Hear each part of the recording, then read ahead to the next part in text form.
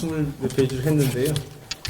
이틀 전에, 48시간 전에 이제 이거 해달라고 하셔가지고 이걸 48시간 만에 만든 건 아니고요.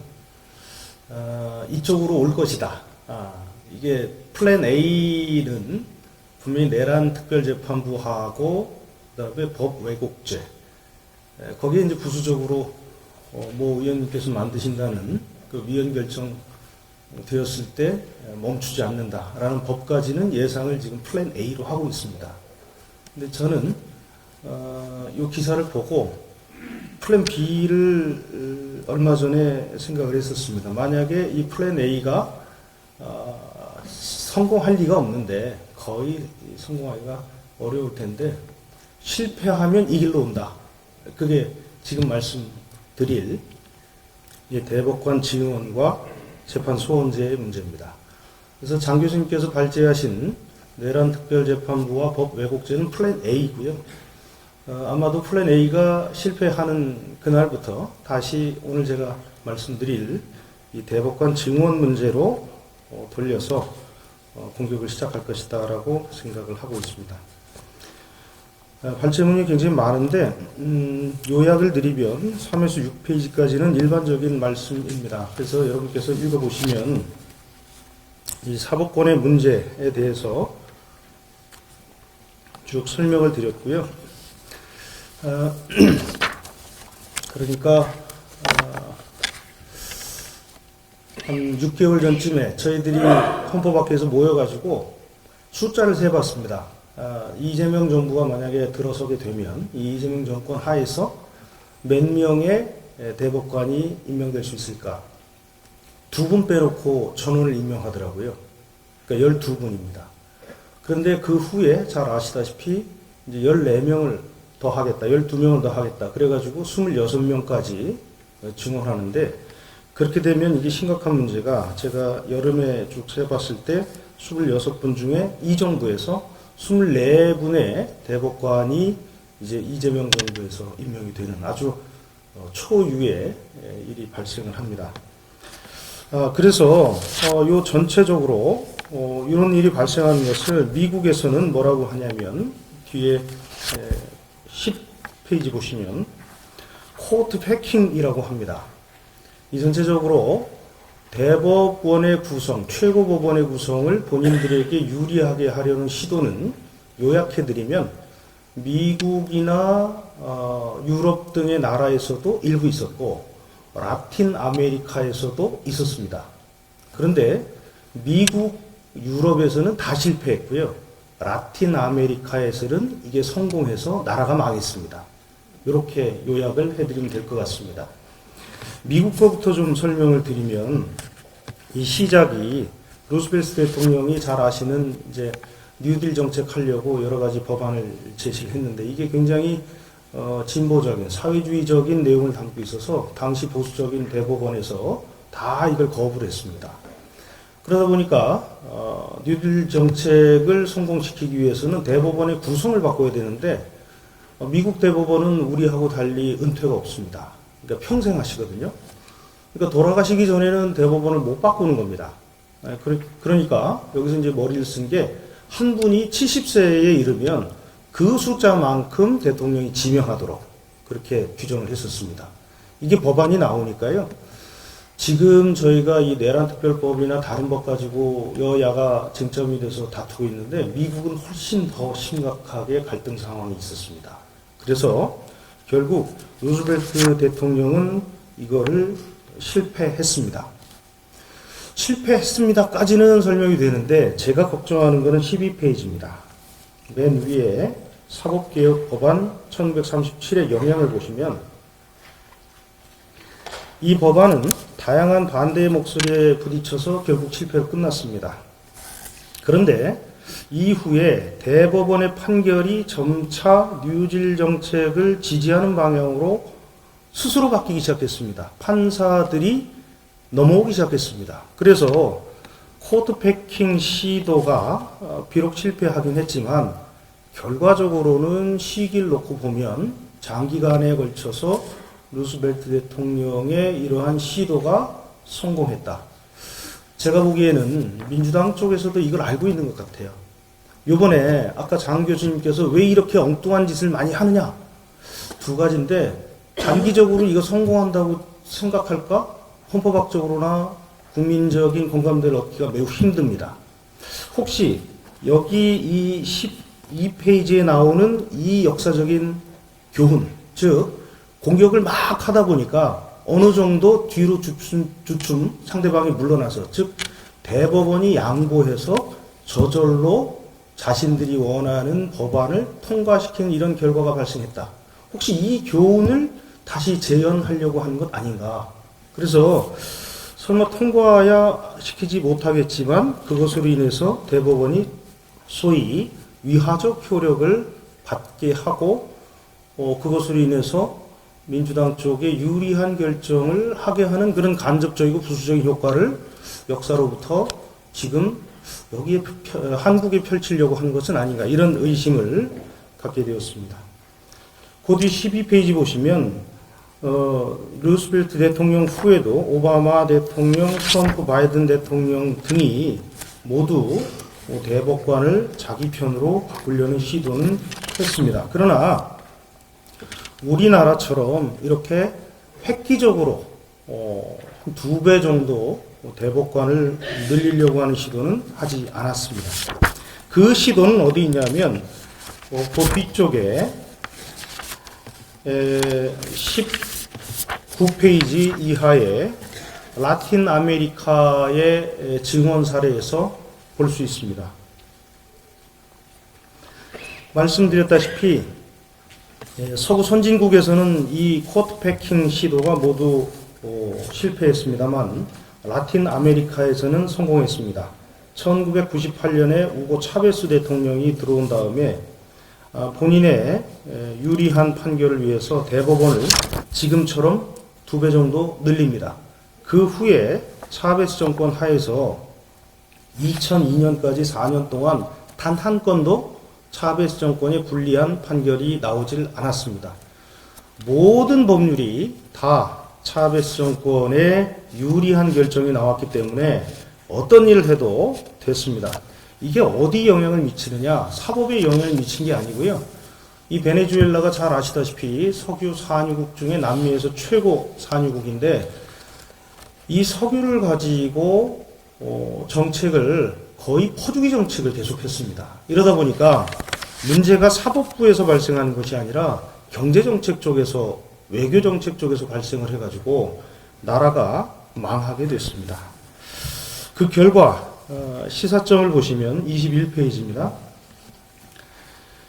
결국 이 차베스 정부의 사법부 개편은 철저히 정권 유지적이고 또 권위주의적인 목적을 위해서 헌법과 제도를 악용했는데요. 저희들이 무서워하는 것은 이 대법원의 정원은 베네수엘라의 국가 위기의 단독 원인은 아니지만 이 권력 집중의 도화선이 되어서 경제적으로, 정치적으로 모든 국가가 망하게 되는 그러한 결과가 발생했다, 이렇게 생각이 됩니다.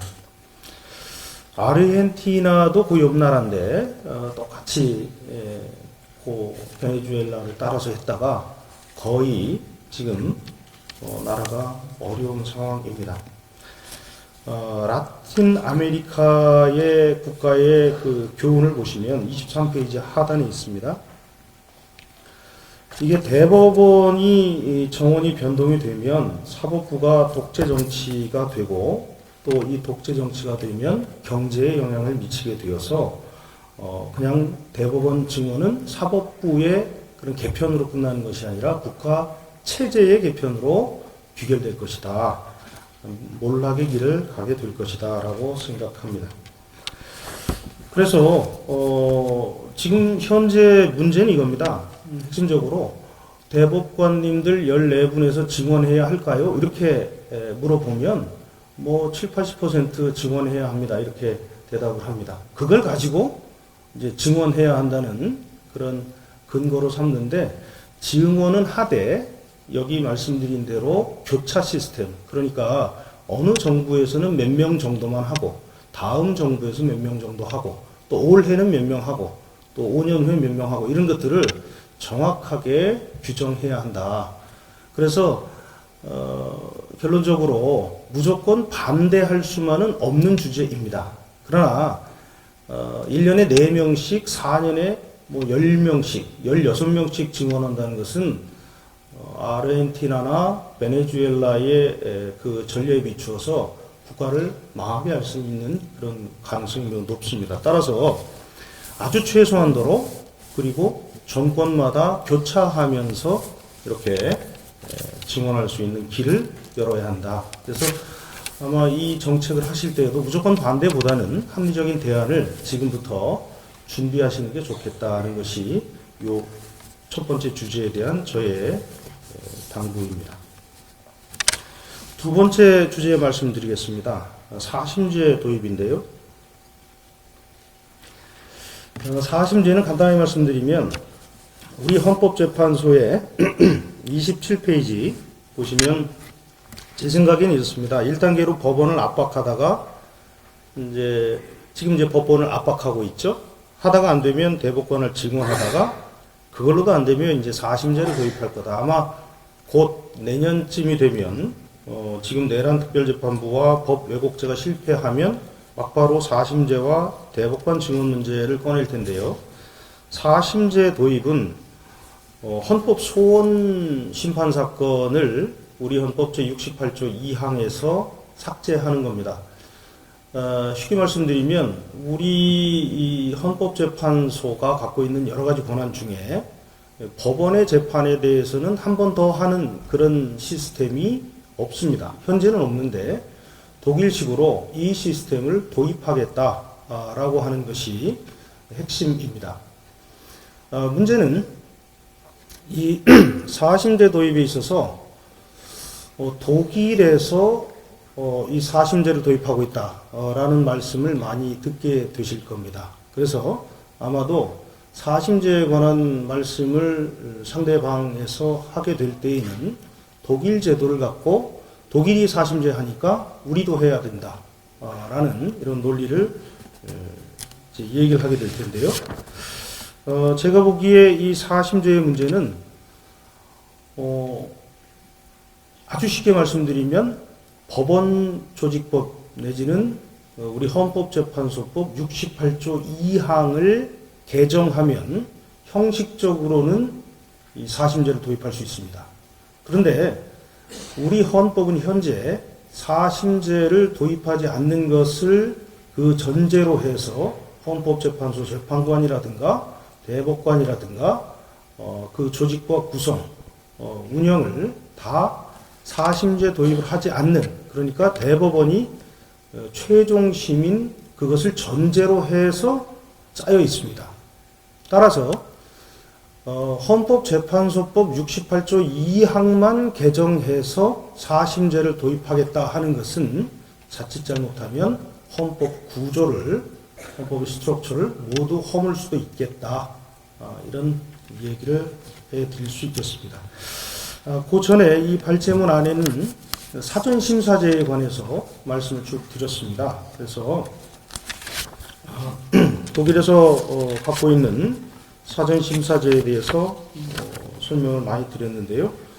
우리 헌법에서 헌법재판소법에서도 32페이지 이하에 사전심사제가 먼저 연구되고, 만약에 상대방이 헌법 소원제도를 가지고 얘기를 할 때는 헌법 소원제도뿐만이 아니라 독일에 있는 사전심사제를 먼저 내지는 동시에 도입해야 된다라는 논리를 개발하고 또 그것으로 국민들께 알려야 된다고 생각합니다.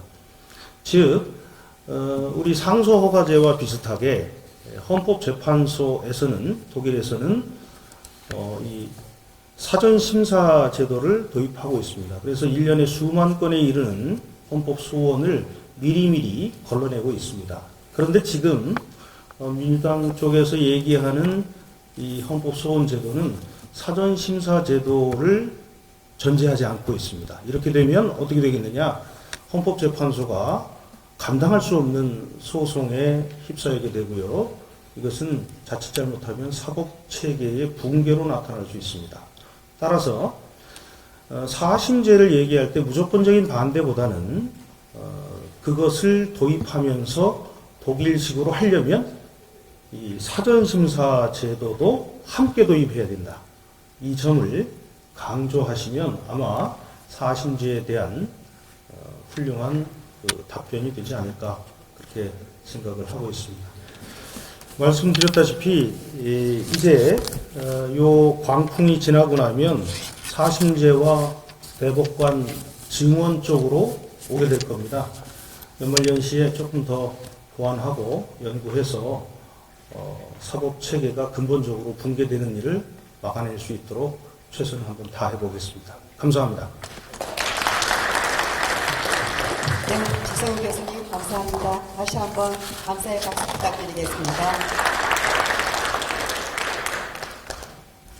네, 지금부터는 앞선 두 개의 발표문에 대해서 질의응답 시간을 가지겠습니다. 질의하실 의원이 계시면 손 들어서 부탁드리겠습니다.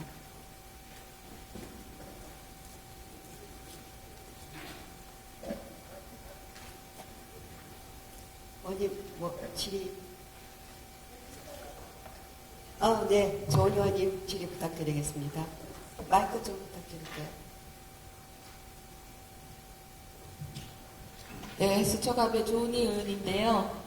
두 분께 차례차례 짧게 여쭤보겠습니다.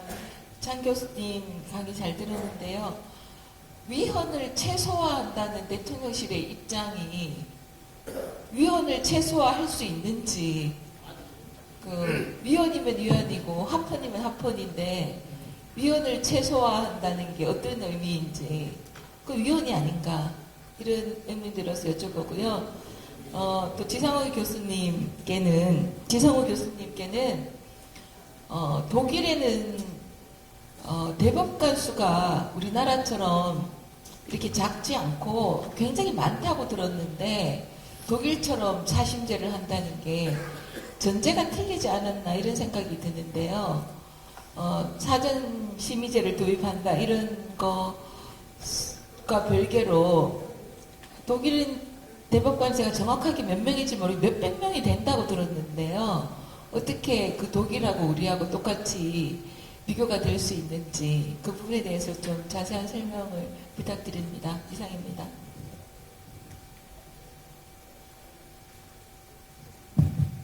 일단 간단하게 답변을 드리겠습니다. 지금 조은희 의원님께서 질문하신 내용은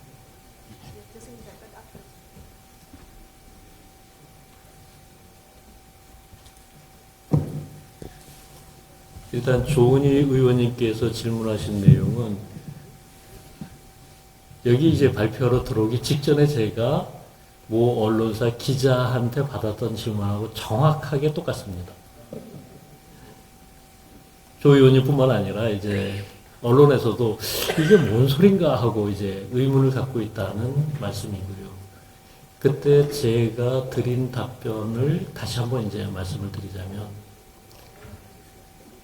위헌의 소지를 없앤다는 게 아니라 최소화한다는 것은 결국 남아있다는 얘기인데 우리가 흔히들 우스갯소리로 그런 얘기합니다.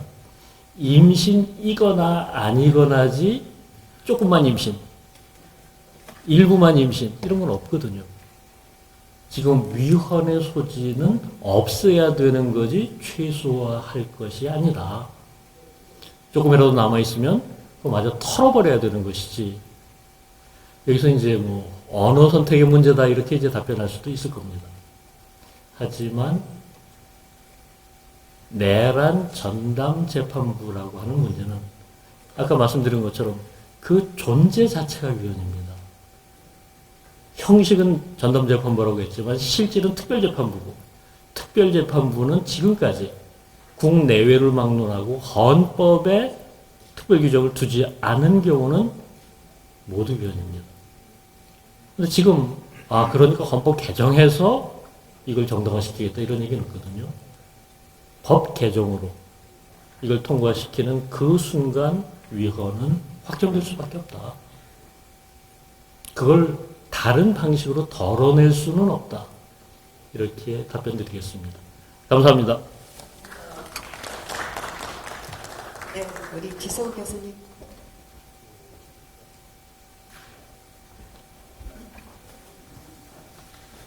예, 조은 의원님, 좋은 질문 감사드립니다.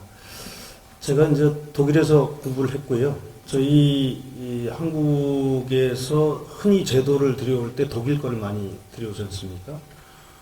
그래서 독일과 미국, 영국 뭐 이런 나라들에 주목을 하는데 법원 시스템이 지금 말씀하신 대로 매우 다릅니다.